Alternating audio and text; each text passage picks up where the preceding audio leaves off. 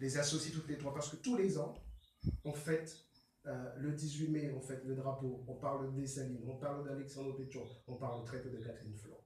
Le 17 octobre, on parle de Dessalines, on ne parle pas de défilé, qui finalement a sauvé les restes de Dessalines de l'oubli, parce que les restes de Dessalines ont été jetés au rapace.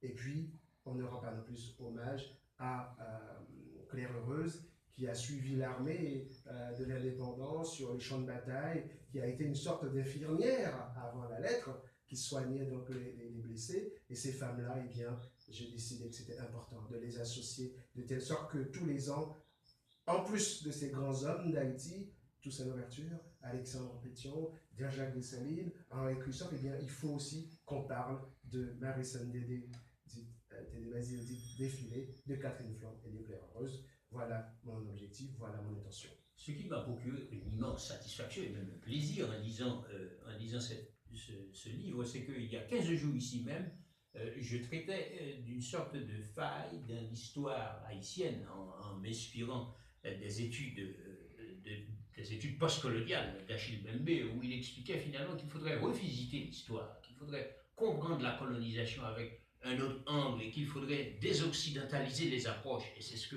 j'ai retrouvé, ce qui passionne, ce qui est passionnant dans ce livre, c'est que finalement l'esclavage et la colonisation sont narrés de notre point de vue.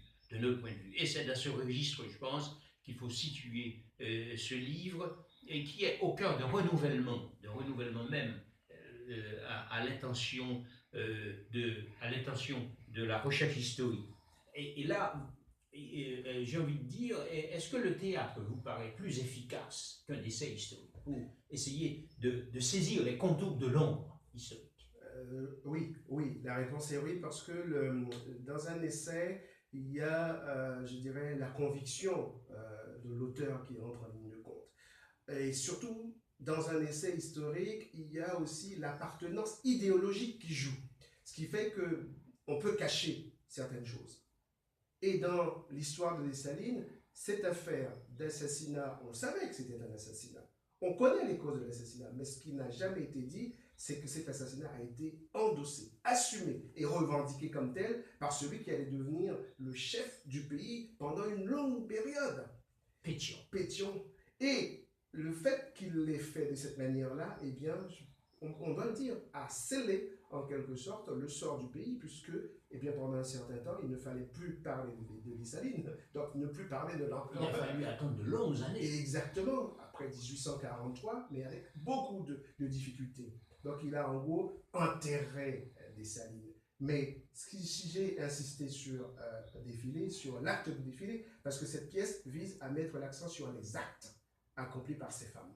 Par défilé, Catherine Fland, ramasser le corps, recoudre le corps, relever le corps, eh bien, dans un essai historique, on ne peut pas le faire. Et puis, le théâtre, eh bien, permet de voir.